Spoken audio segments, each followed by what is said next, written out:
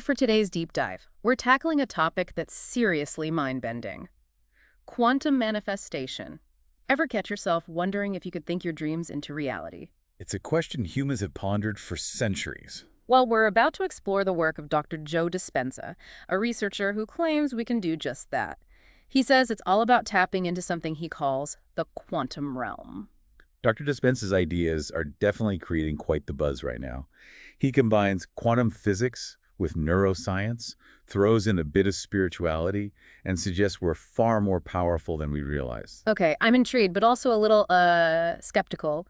Before we go any further, can you break down what Dispenza even means by quantum realm? Is this like stepping into a different dimension or something?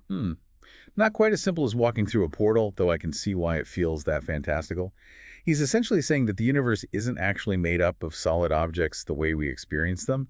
Instead, he says, it's this vast field of energy and information constantly in flux, a sea of possibilities. Okay, so less about physical spaceships, more about navigating a universe of pure potential. Exactly. And here's where it gets really interesting.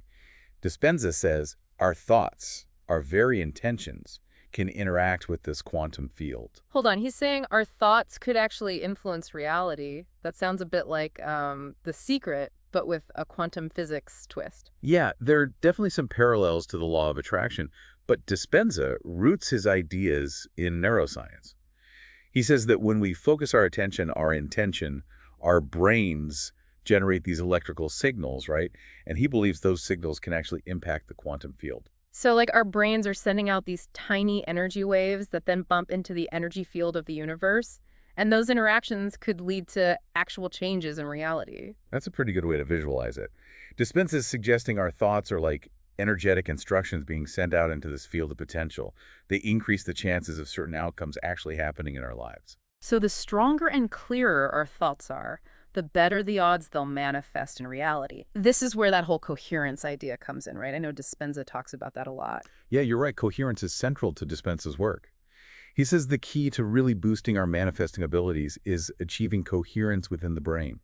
Think of it like a symphony of neurons, all firing in sync, creating this much stronger, unified signal. So it's not just about positive thinking, it's about reaching this almost Zen-like focus to tap into that quantum potential.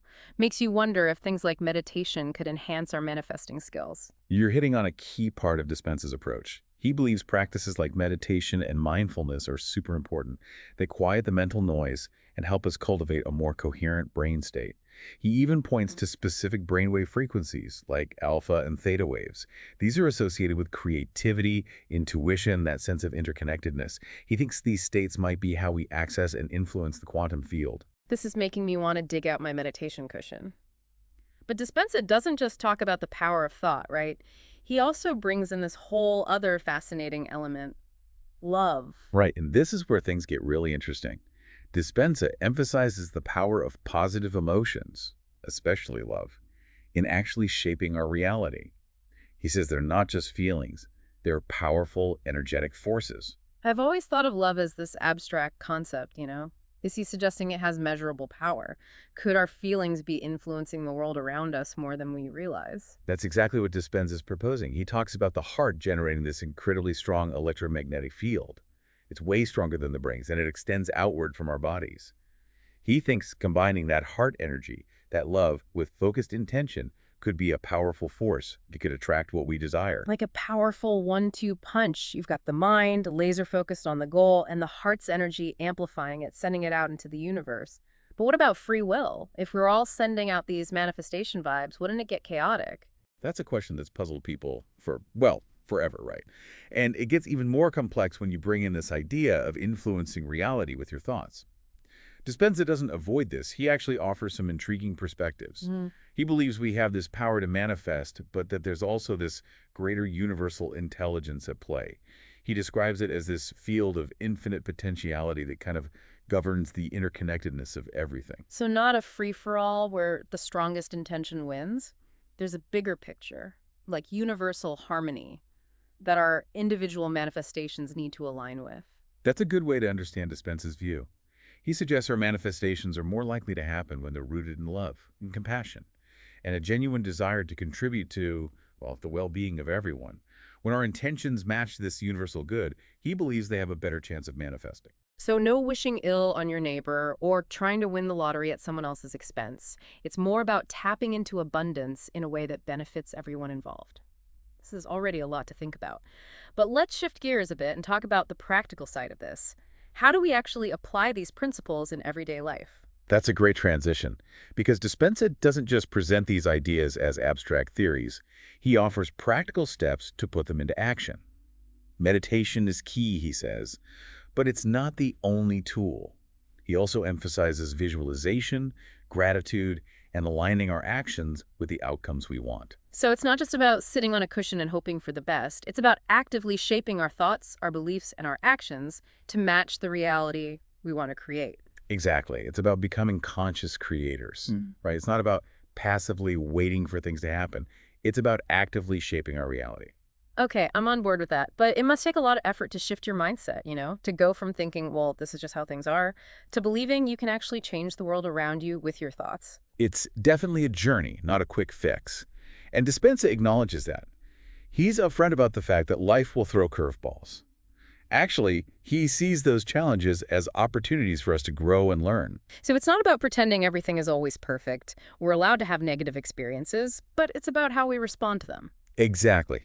He's not saying we should deny challenges exist, but that we should try to shift our perspective on them. Instead of seeing setbacks as failures, he encourages us to view them as chances to learn. That makes a lot of sense. We can't always control what happens to us, but we can control how we respond and what we choose to focus on. Exactly. He even suggests that even when things are tough, there's this higher intelligence at work, like it's guiding us toward our ultimate growth. That's a comforting thought, especially when life feels chaotic. But how do we know if we're on the right track? Are there any signs we should be looking for to tell us our manifestation efforts are actually working? Am I picturing shooting stars and rainbows here? Wouldn't that be nice? Uh-huh. Dispenza points to something a bit more subtle. Synchronicities. Synchronicities. You mean those meaningful coincidences that seem kind of uncanny? Exactly. Those moments that make you go, wow, what are the chances? He doesn't think those are random. He believes they're like winks from the universe, Yeah. little nudges in the right direction. So those aha moments, those serendipitous encounters, those could be signs we're on the right path. Exactly. Dispenza believes they're often signposts, breadcrumbs, leading us toward our manifestations. This is making me rethink every coincidence I've ever experienced. But what about those times when we're doing the work? Trying to cultivate positive thoughts, taking action, but it feels like nothing's changing. That's a very common experience, and it's where trust comes in. Dispenza emphasizes that the universe often works in ways we don't understand. Just because we don't see immediate results doesn't mean our efforts aren't taking root. So we need to trust the process even when we can't see the finish line. That takes a leap of faith, doesn't it? It does. Surrendering control and trusting the universe can be a real challenge, especially in a world that's so focused on instant gratification.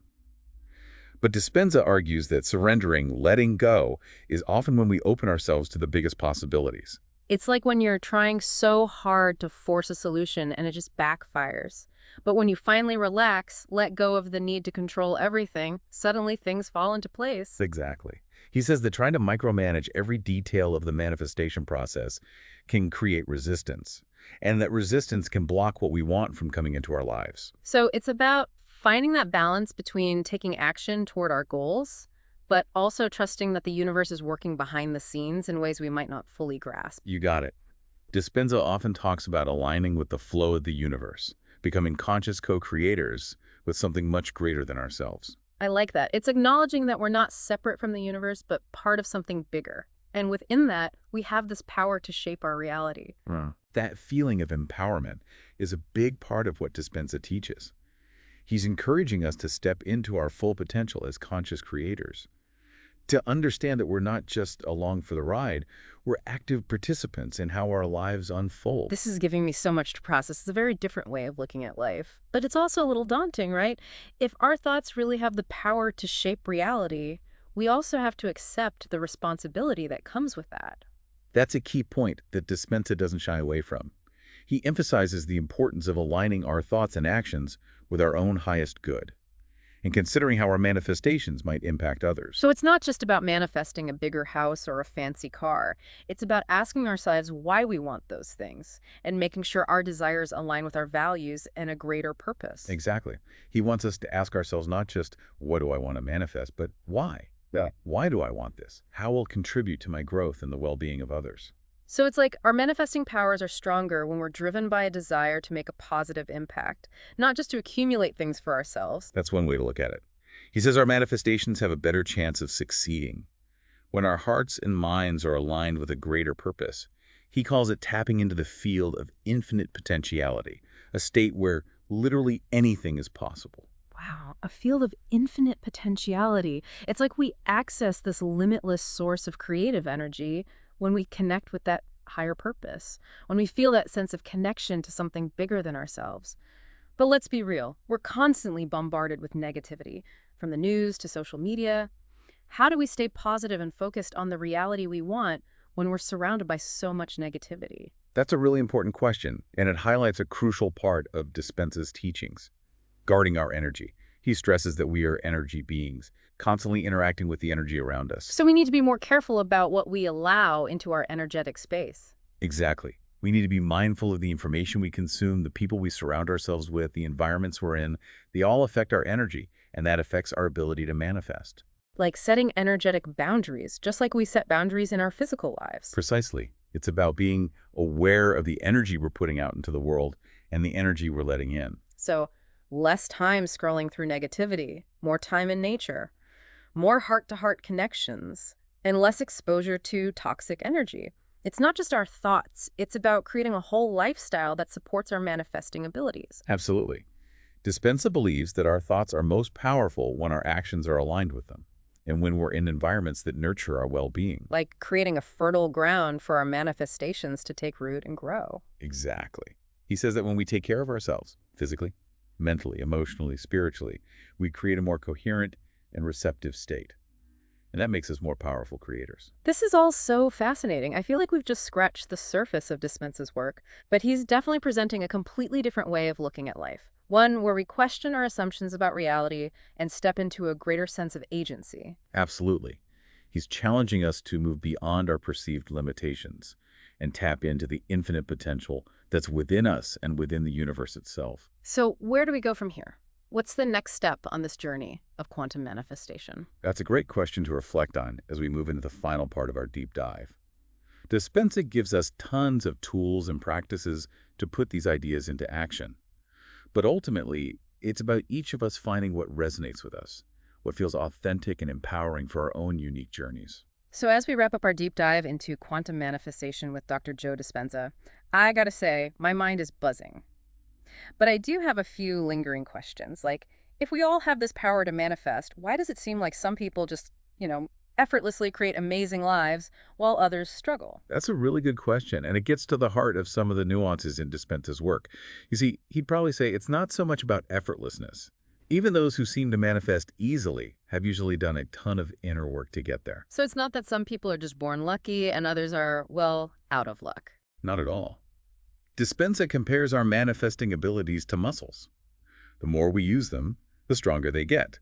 And sometimes that means really digging deep and changing beliefs, patterns, habits of thought that might be holding us back. So someone who seems to effortlessly attract abundance might have already gone through a process of rewiring their beliefs about wealth. Yeah. While someone struggling financially might be up against years of, ingrained scarcity thinking. Exactly. Dispenza emphasizes that point a lot. It's not just about our conscious thoughts. It's the subconscious stuff, those deep-seated programs running in the background that can really trip us up. Right, so much of our behavior is driven by things we're not even aware of.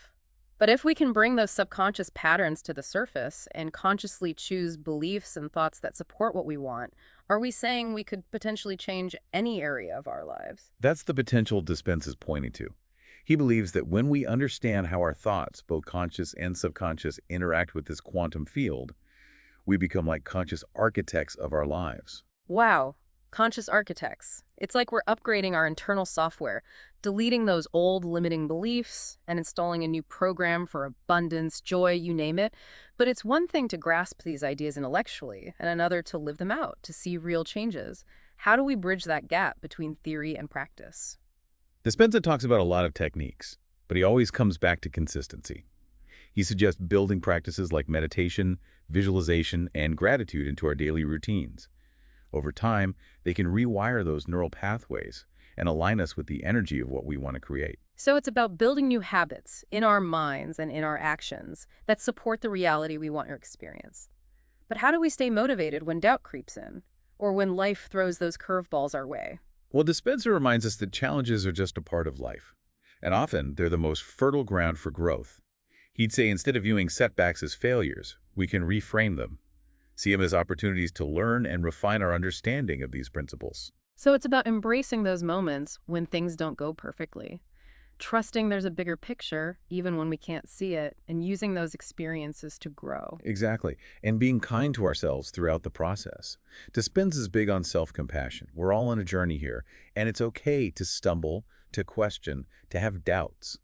The important thing is to keep coming back to that place of trust and belief in our own power. That's good to hear. It's not about achieving some kind of perfect, unshakable positivity, right? It's more about approaching this whole thing with curiosity, playfulness even, a willingness to experiment. That's it. Dispenza talks about that a lot, bringing a sense of lightness and adventure to this work. After all, when we're open to the unknown, who knows what incredible things might happen? I love that. Embracing the unknown, allowing ourselves to be surprised and delighted by what we're capable of creating. This has been such an incredible conversation. I'm feeling inspired, not just to understand these concepts, but to really try to live them. And that's what Dispenza hopes to spark in people.